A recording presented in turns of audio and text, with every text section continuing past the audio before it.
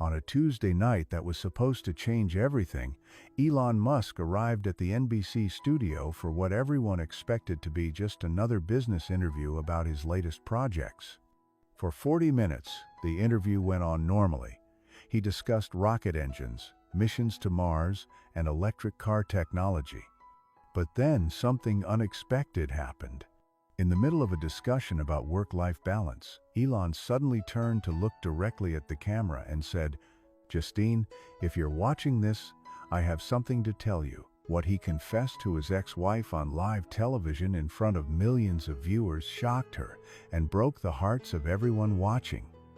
Elon Musk sat in the green makeup chair backstage at the NBC studios, staring at his reflection in the bright mirror lights. His hands were trembling slightly, something that rarely happened before interviews anymore. After years of television appearances, he had become comfortable discussing rockets, electric cars, and future technology plans. But tonight was different. "Mr. Musk, we'll be ready for you in about 10 minutes, said the production assistant, checking her clipboard. "Are you feeling okay? You look a little pale." Elon nodded, though he didn't feel okay at all. His stomach was churning with nerves, and he kept rehearsing in his mind what he planned to say. This wasn't about SpaceX or Tesla or any business announcement. This was about something far more personal and important. 3 days earlier, he had received a text message from his ex-wife Justine that had been weighing on his mind ever since. It was about their sons and how they had been asking questions about why their parents couldn't seem to have a simple conversation without tension filling the room. "The boys notice everything," Justine had written. "They see how we barely look at each other during school events. They hear the careful politeness in our voices when we're coordinating schedules. I think they blame themselves for our awkwardness with each other." That message had hit Elon like a punch to the chest. He had spent so much time focusing on his work and building companies that he hadn't fully considered how his relationship with Justine affected their children's emotional well-being. Even though they had been divorced for years, the way they interacted as co-parents was still shaping their son's understanding of relationships and family. 5 minutes, Mr. Musk, called another assistant. Elon took a deep breath and tried to calm his racing heart. He had faced hostile business negotiations, failed rocket launches, and public criticism of his companies. But the thought of speaking honestly about his personal failures on national television was more terrifying than any of those challenges. The makeup artist applied a final touch of powder to his forehead. "There you go, all set. You're going to do great out there." If only she knew what he was really planning to do, Elon thought. This wasn't going to be a typical promotional interview about his latest projects. This was going to be something entirely different, something that could either help heal his family or create a public embarrassment that would follow him forever. He walked onto the brightly lit stage where the host, James Patterson, was waiting with his usual friendly smile. The studio audience applauded politely as Elon took his seat on the comfortable couch across from James's desk. "Welcome back to Evening Conversations," James said to the camera. "I'm here with Elon Musk, founder of SpaceX and Tesla, and we're going to talk about some exciting developments in space exploration and electric vehicle technology." For the first 40 minutes, the interview proceeded exactly as planned.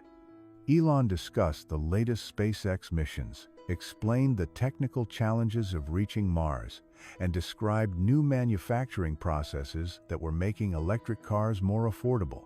He felt himself relaxing into the familiar rhythm of explaining complex engineering concepts in simple terms. The studio audience was engaged but not particularly surprised by anything being discussed. This was the kind of professional, informative conversation that characterized most of Elon's media appearances.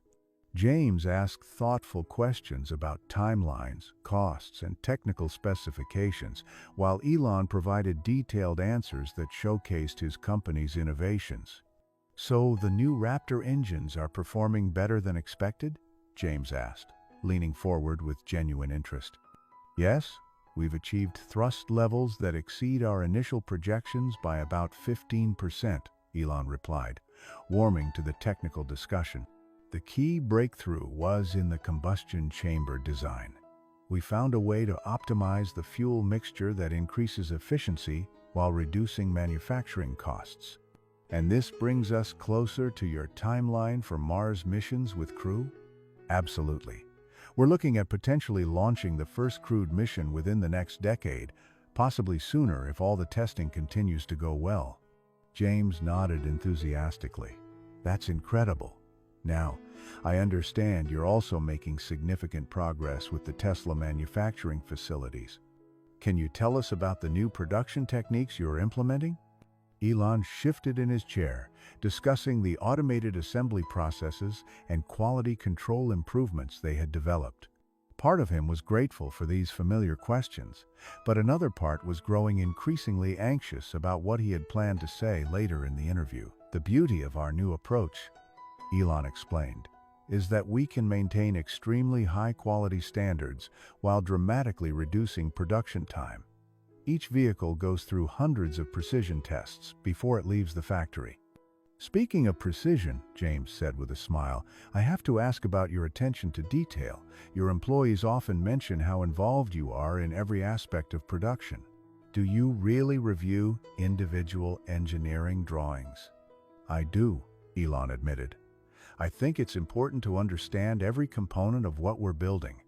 You can't effectively lead an engineering team if you don't understand the technical challenges they're facing. The conversation continued in this vein for several more minutes, covering topics like sustainable energy, battery technology, and the environmental benefits of electric transportation. Elon found himself explaining the chemistry of lithium-ion batteries and the physics of solar panel efficiency, subjects that he could discuss for hours without preparation. One thing our viewers are always curious about, James said, glancing at his notes, is how you manage to balance all of this incredible work with your personal life. You're running multiple companies, working on revolutionary technology, planning missions to Mars. How do you find time to just relax and be a regular dad? It was a standard question that Elon had answered dozens of times before. Usually, he would give a diplomatic response about the importance of family time and how he tried to be present with his children despite his busy schedule. But tonight, something different happened. Elon felt his carefully planned composure begin to crack. All week, he had been thinking about Justine's message and about his son's questions. He had been thinking about all the ways he had failed as a husband and how those failures were still affecting his children years after the divorce.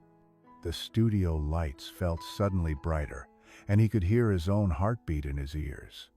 This was the moment he had been dreading and anticipating all evening.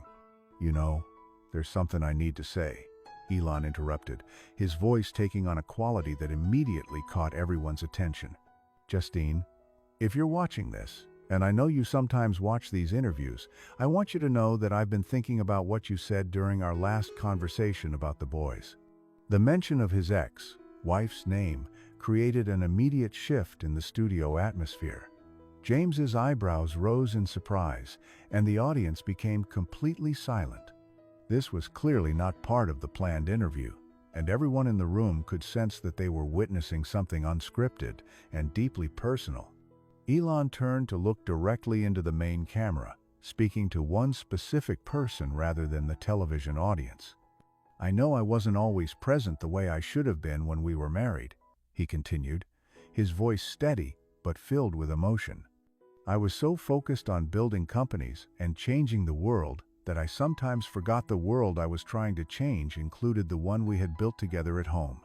The words felt strange coming out of his mouth in such a public setting, but also liberating. For years, he had carried the weight of his regrets about his marriage privately, never finding the right moment or the right words to express them. Now, surrounded by cameras and bright lights, he finally felt ready to speak his truth. I used to think that working 18-hour days was noble, Elon continued, his voice growing stronger. I thought that sacrificing sleep and family time to build rockets and electric cars was the most important thing I could do for humanity. But you helped me understand that being a good father to our children is just as important as any technological breakthrough I could ever achieve." James remained silent, recognizing that interrupting this moment would be inappropriate. The experienced host had conducted hundreds of interviews, but he had never seen a guest use live television to deliver such a personal message. He instinctively understood that viewers were witnessing something rare and genuine that couldn't be scripted or planned. "I remember the night you told me that our oldest son had asked why Daddy was always working and never wanted to play," Elon said, his voice growing softer with the memory. "I told myself that I was working for his future, for all our children's futures. But the truth was, I was so afraid of failing at something I cared about that I was neglecting the people I cared about most." The words hung in the air as Elon paused, clearly struggling with the emotions that these memories brought up. The camera operators, sensing the gravity of the moment, kept their shots steady and respectful, allowing the silence to speak as loudly as any words. "I need to tell you about something that happened last Christmas," Elon continued, his voice barely above a whisper now. "Our youngest son had made me a card at school. It was just construction paper and crayons, nothing fancy. On the front, he had drawn our family, but in his picture, I was holding a laptop instead of holding hands with everyone else." The studio audience was completely silent, hanging on every word. Even the camera crew seemed to have stopped moving, creating an almost sacred atmosphere in the television studio. When I asked him why he drew me with a computer, he said, "Because that's how I always see you, Daddy. You're always looking at your computer instead of looking at us." That moment broke something inside me, Justine. A 6-year-old child had captured the truth about my priorities better than any business consultant or life coach ever could. Elon's hands were shaking now, and he gripped the arms of his chair to steady himself.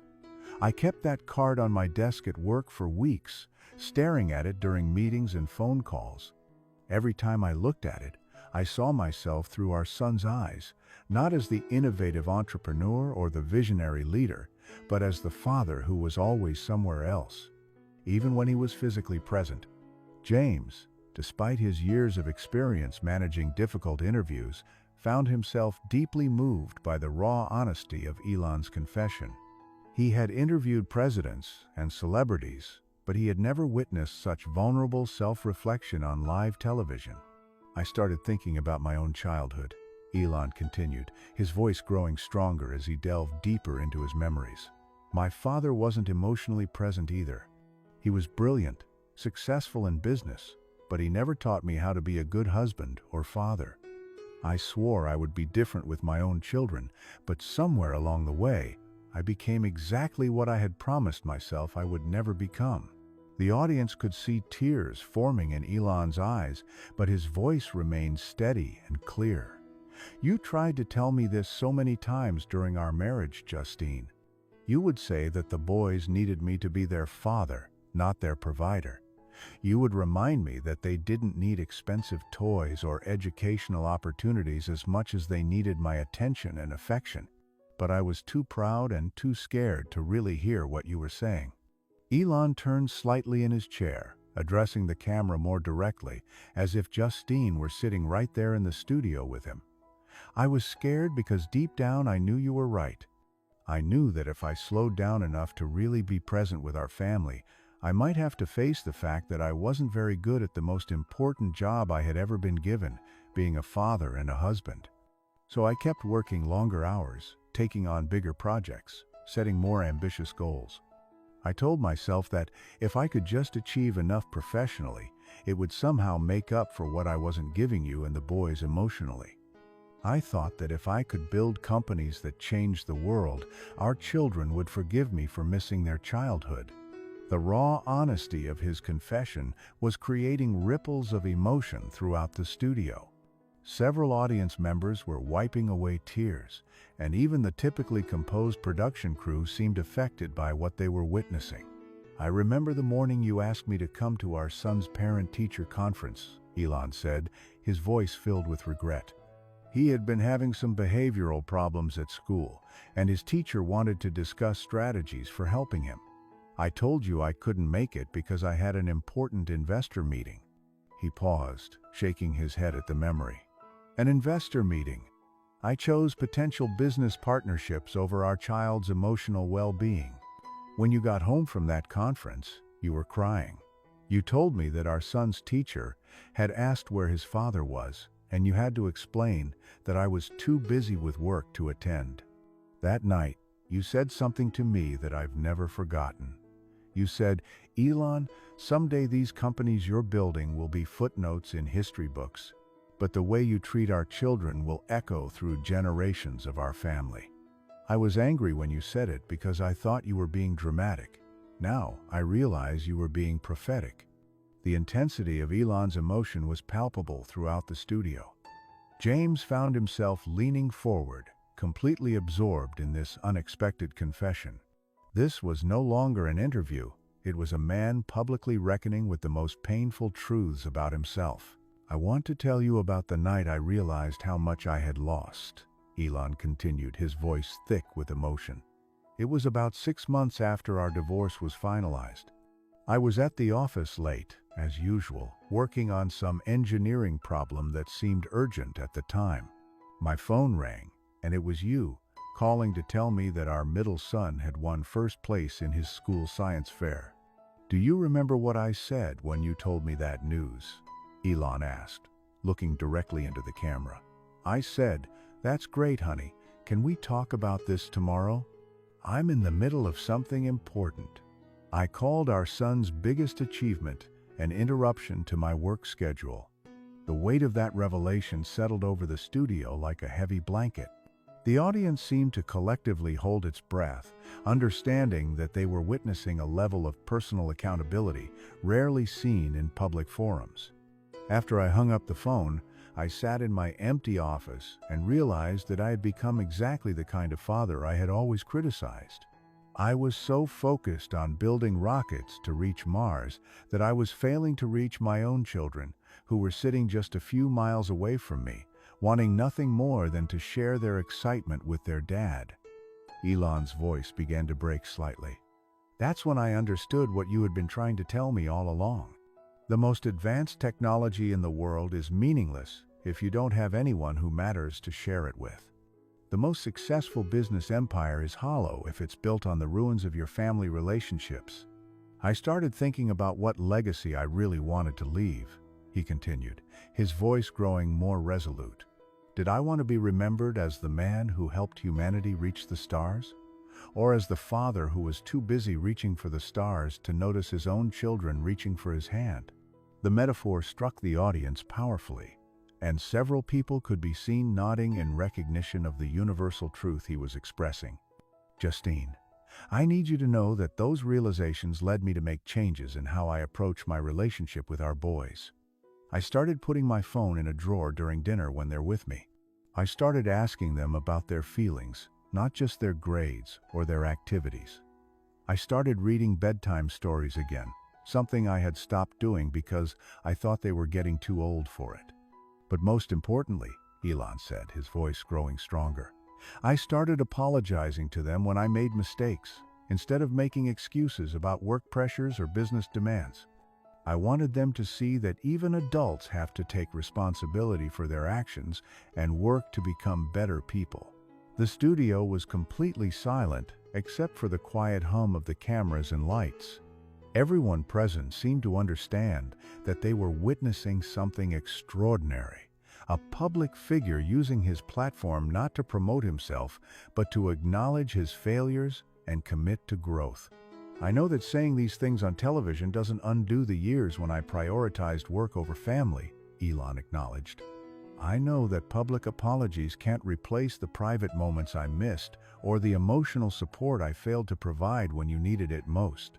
But I wanted to say these things publicly because our sons are watching, and I want them to understand that admitting mistakes and working to change is what mature adults do. I want them to know that their father is committed to being better, not just as an entrepreneur or an innovator, but as a human being who recognizes that his most important creations aren't rockets or cars, they're the relationships he builds with the people he loves." The camera captured Elon taking a deep, steadying breath before continuing with his most vulnerable confession yet. "There's something else I need to say, Justine, something I've never had the courage to tell you directly. When our marriage ended, I was angry and hurt, and I blamed you for not understanding the importance of my work. I told myself that you weren't supportive enough of my dreams, that you were too demanding of my time and attention. But the truth is, you were protecting our family from my own inability to find balance. You were trying to save our marriage and our children's emotional well-being from my obsession with proving myself professionally. You were being the responsible parent while I was chasing validation from strangers who would never love me the way our family did." The honesty of this admission created a profound moment of silence in the studio. Elon was not just apologizing for specific actions, but taking responsibility for the fundamental mindset that had damaged his marriage and family relationships. "I realize now that when you asked me to come home for dinner or attend school events, you weren't trying to limit my success. You were trying to help me define success in a way that included the people who mattered most. When you suggested that I delegate more responsibilities at work, you weren't questioning my leadership abilities. You were trying to help me understand that being a good leader at home was just as important as being a good leader in business." Elon's words were creating a powerful narrative of personal growth and accountability that resonated far beyond his specific situation. The universal themes of work-life balance, family priorities, and personal responsibility were speaking to viewers who had their own struggles with these challenges. "I need to share one more memory with you, Justine," Elon continued, his voice steady despite the emotional weight of his words. "It was our son's 8th birthday party. You had spent weeks planning it, decorating the house, organizing games, making his favorite cake from scratch. I promised I would be there early to help set up and spend the whole day celebrating with him." The studio remained completely silent as Elon gathered the courage to continue this painful recollection.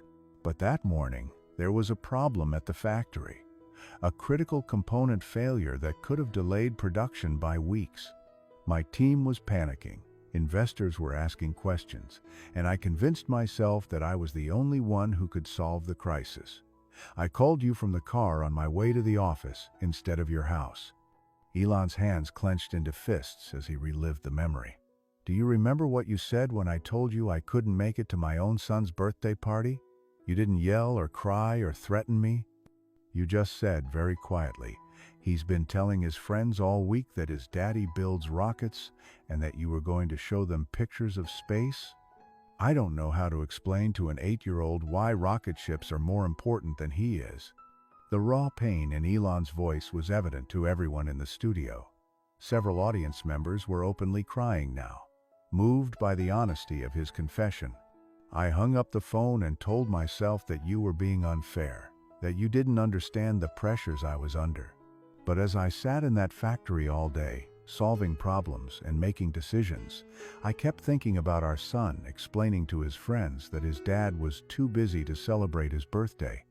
I kept imagining him blowing out candles and wishing his father was there.